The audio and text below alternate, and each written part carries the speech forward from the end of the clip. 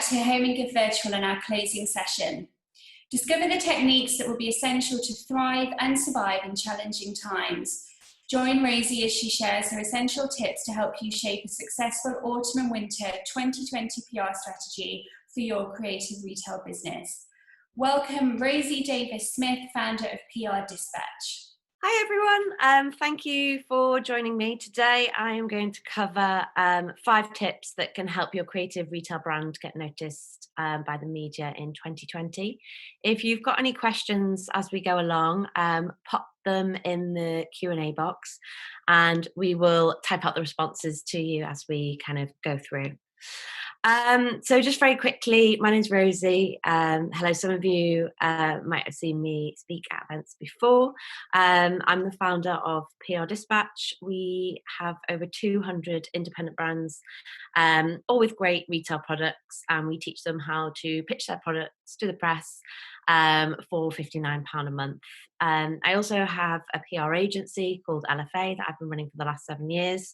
And I fell into PR about 10 years ago with no previous experience. I was an intern with an independent brand and was given the task of doing their PR. So I believe that given the right tools and knowledge and guidance, you guys can do it too. So this is kind of what we're aiming for. So the 5 tips I'm going to give you are to get this sort of coverage. So product placement, stories about your brand, both online and in print. So tip 1, the first tip is all about your assets. So the first asset you're going to need is your cut out imagery.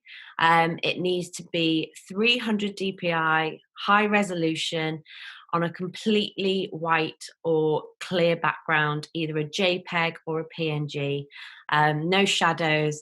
The reason for this is what the press are going to use when they are compiling their features. They're going to ask you for this imagery. I get asked a lot, how big should it be pixel wise? Anything over 1,000 pixels, by 1,000 pixels is absolutely fine. And also I get asked, would they prefer a PNG over a JPEG? Now you can see here at the bottom, there is a PNG of the scarf. It's easier for them to layer their pages if it is a PNG. But the bigger magazines will be able to cut out your imagery very easily off the white background and layer it over other people's images. So don't worry too much if you do only have JPEGs on a white background. The next kind of imagery you're going to need is lifestyle imagery.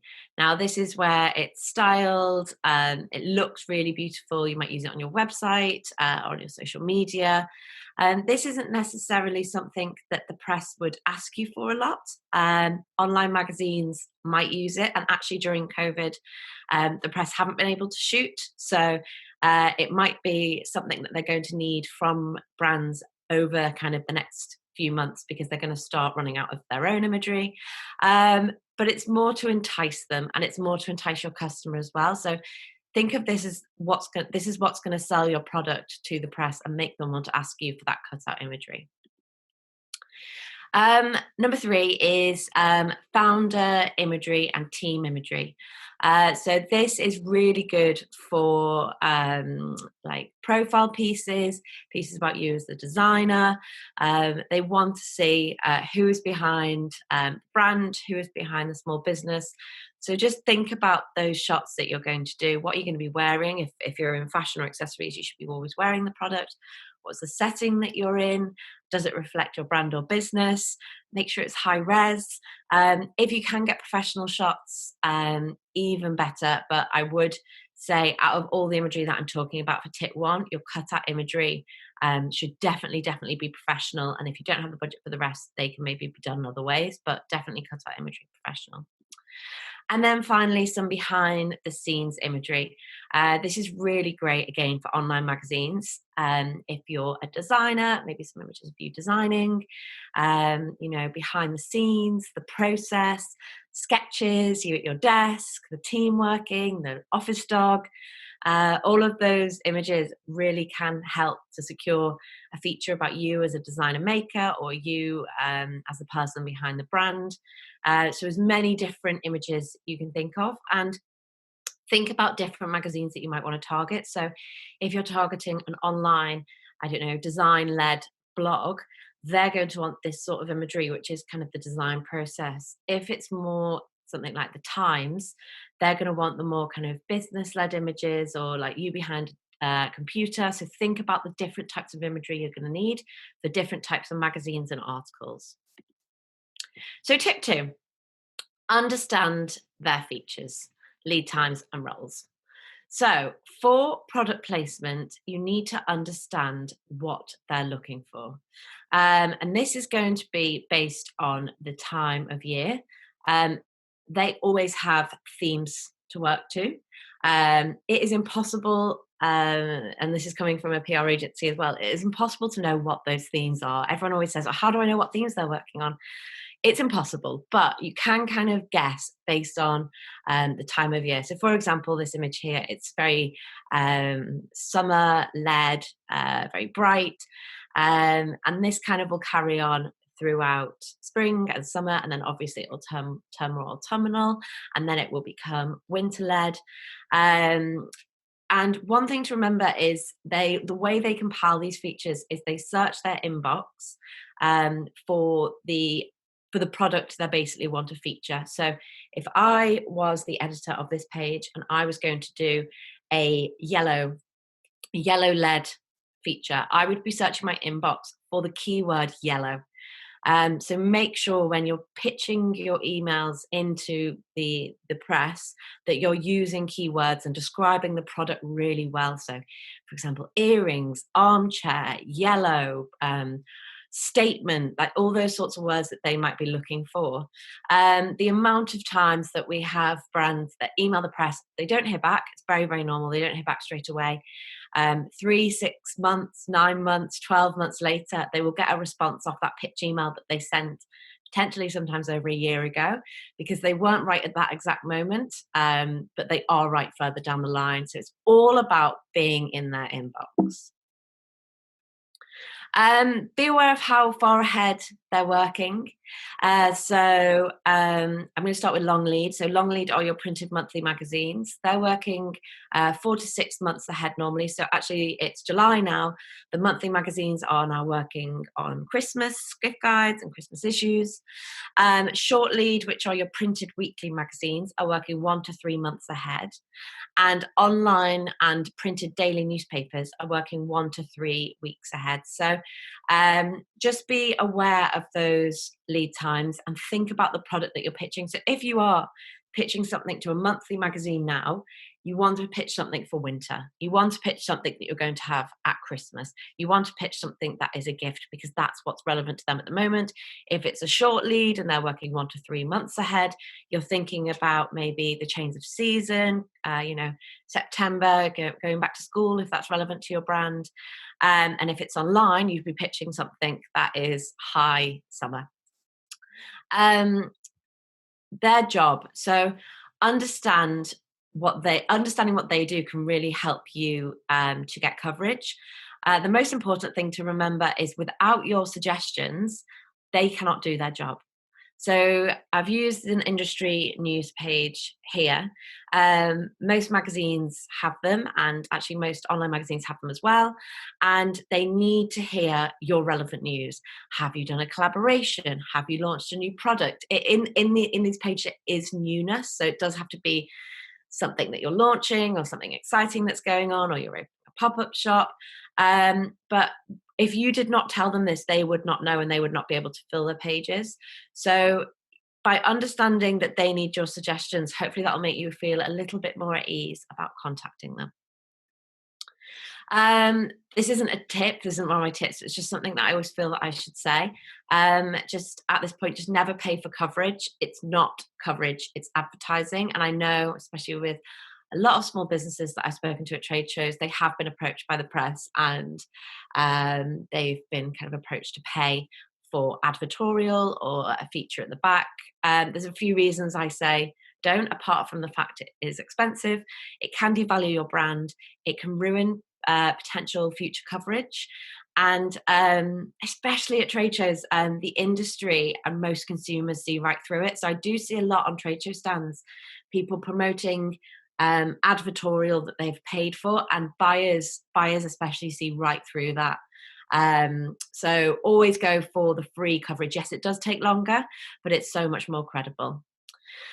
Tip 3, make the most of Christmas gift guides. So I mentioned it's July now, December, issues, long lead ones are starting to be compiled. The Christmas gift guides are opening. You have from December until, July until December to be pitching your product in across long lead, short lead, and online. They want to hear from independent brands. They really, really do. They need independent brand suggestions for Christmas gift guide, because a Christmas gift guide with a high street department store only in would be so boring. But you do need to be in their inbox. There are thousands of opportunities. So, for example, GQ features women's products, Grazia features kids, the Telegraph features dogs, gifts for dogs. So it does open up lots of doors, and it is a really key time to establish relationships that you can continue after you've kind of pitched or been featured by the Christmas press. So definitely jump on Christmas gift guides. And again, you've got from July until December. One more thing on that, the pandemic has created fresh demand, definitely for independent brands and small businesses. So I do think across Christmas and across all press, they're going to be wanting to hear from small businesses a lot more and be supporting and featuring small businesses. So tip 4 is stay in their inbox and stay on their radar. Don't email once and give up. It's about going back to them with new product, new news, keeping them kind of in the loop about what you're up to. Build relationships with them via Instagram. So once you've sent that initial pitch email, you can stay on their radar by building a relationship through your brand account, especially if you're a small business and you've got a really kind of curated storytelling Instagram account. You can build those relationships with the press via Instagram, and this is via their personal Instagram accounts. A lot of them are public, so give them a follow, get to know them. If you have the press contacts, you'd be looking at doing 1 to 2 hours of PR a week. The one thing I always say to our members is, it's 2 more hours than your competitor, and if you are doing that, you are already miles ahead just by being in their inbox and keeping that relationship going and telling them about your product. If your product is right for that magazine, one day they will get back to you and say, great, yeah, send me an image. I'm going to include you. A bit of realism here. So it is great when you get featured and it feels amazing, but it does take time. Coverage does not happen overnight. I have seen it happen overnight. I've seen some of our members email the press and the next day be featured online, but it's very, very, very unusual. So, understand that it is a long-term, I'm going to say investment, but I don't even mean monetary wise. I mean time and just kind of plugging away at it. And be patient with it. It does take time. We normally say by month 3 of doing it, kind of every week, you should start to get responses. You might have had coverage. A lot of brands have had coverage. But if you're in their inbox, you are in with a chance. So tip 5, understand why PR is important for your brand. It really is just one piece of the puzzle, and it's a really, really crucial piece. And lots of people say to me, or I've heard lots of people say, oh, PR isn't relevant anymore, or coverage isn't relevant, or magazines aren't relevant. And when I started 10 years ago, when a brand would be featured, they would sell, I don't know, a lot of product comparatively to what they'd sell today if they got featured. But consumers don't shop like that anymore. The way we shop is we'll see a brand in a magazine. We will follow that brand on Instagram. We might go to their website. We'll see them again in another magazine. We might sign up to their mailing list. We're very savvy about brand loyalty now and how we feel emotionally towards a brand, especially a small business and especially an independent brand. We like to be tapped into the emotional side before we shop with them. But that PR is about awareness, and you need that coverage to grow your awareness. Without that, you're never going to reach new audiences. So gaining that coverage will allow you to grow your audience. And coverage builds trust. So when you've had lots of coverage and people start to really go to your website, maybe they're coming from social or they're coming from ads, and they come to your website and they see on your website as featured by, as featured by, as featured by, you're going to make people purchase from you because you've already built up that trust and you've broken down that barrier that they might have had. So that's when PR becomes really, really great, is when you've kind of got a lot of it and you can show people, yeah, look, we're endorsed by the press. So just very quickly, this is some of our members coverage if anyone's kind of interested in elevating their brand to the next level. We have a free monthly PR calendar that you guys can access every single month. If you go to prdispatch.com/PR-calendar, or it's, when you go on the website, it pops up. You can pop it in there and we can help you with, monthly days and what you should be pitching to the press. And if anyone is interested in having a little look around, you can go to this page and book a tour. And yeah, if anyone wants to pop their questions in the Q&A box, we'll get back to you.